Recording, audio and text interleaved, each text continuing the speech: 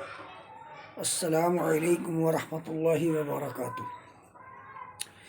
نحمده ونصلی علی رسوله الکریم، اما بعد، اعوذ باللہ من الشیطان الرجیم، بسم اللہ الرحمن الرحیم۔ الف لام میم، ذالک الکتاب لا ریب فیہ۔ قرآن کریم کی یہ سب سے پہلی سب سے دوسری سورت سورہ بقر،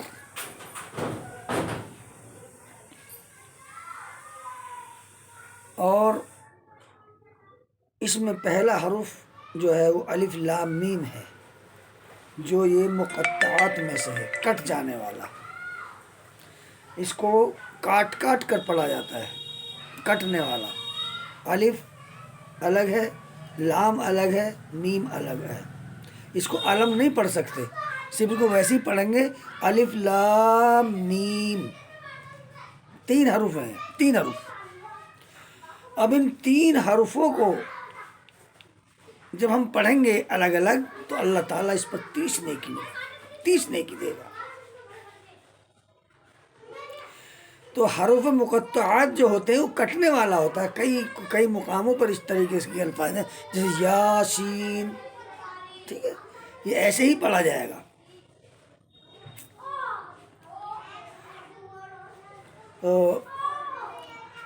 اور ان کا مطلب صرف اللہ ہی جانتا ہے اور کوئی نہیں جانتا۔ اللہ نے ان کا مطلب اپنے نبی کو بھی نہیں بتایا۔ اللہ نے کچھ باتیں اپنے علم میں رکھی، اپنے پاس رکھی ہیں۔ الف لام میم ہم نے پڑھا، ہمیں 30 نیکی مل گئی۔ ہم نے دوسروں کو بتایا، اس کی نیکی ہمیں الگ ملے گی۔ آگے لا ریب فیہ، اس کتاب کے اندر کوئی بھی شک نہیں ہے، ذرہ برابر بھی اس کتاب کے اندر شک نہیں ہے کہ اللہ کی کتاب ہے۔ لا ریب فیہ، ھدی للمتقین، اور یہ راہ دکھاتی ہے متقی لوگوں کے لیے، پرہیزگار لوگوں کے لیے۔ اب متقی لوگ کون ہیں؟ پرہیزگار کون ہے؟ پرہیزگار کہتے ہیں اللہ سے ڈرنے والے کو، وہی متقی ہے۔ لعلکم تتقون، جو اللہ کا تقوی اختیار کرتے ہیں۔ اللہ نے جہاں سے روکا ہے وہاں سے رک جاتے ہیں، اور جہاں جانے کا حکم دیا ہے اس کو کرتے ہیں، اللہ کے احکام کو بجا لاتے ہیں۔ یہی لوگ متقی ہیں، یہی لوگ اللہ سے ڈرنے والے ہیں۔ لا ریب فیہ، کوئی شک نہیں اس کے اندر۔ شک کی جتنے بھی قسمیں ہیں ان میں سے ایک بھی نہیں۔ لا ریب فیہ،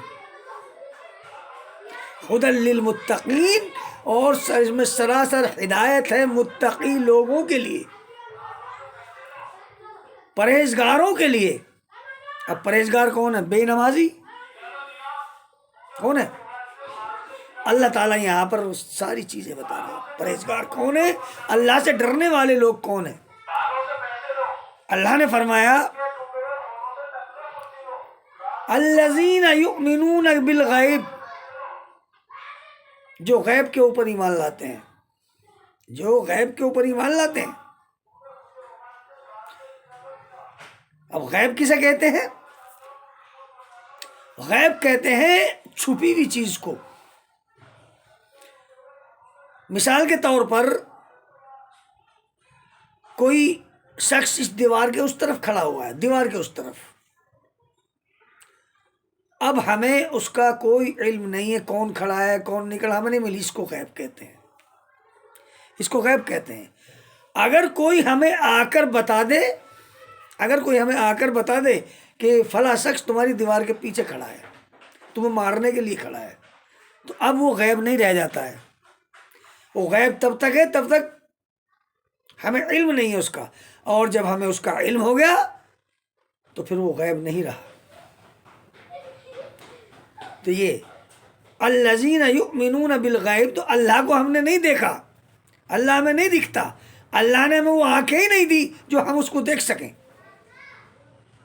لیکن اللہ رب العالمین اپنا دیدار ضرور کروائے گا۔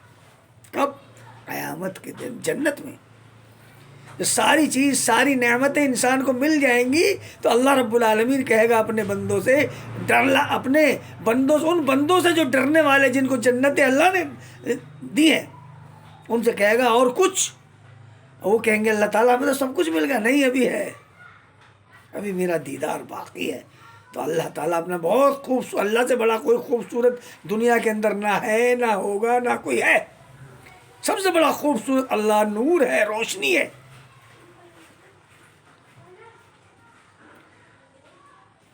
ہدی للمتقین الذین یؤمنون بالغیب۔ تو غیب والے، غیب کس کو کہتے ہیں؟ اللہ کو نہیں دیکھا، اس کو غیب کہتے ہیں۔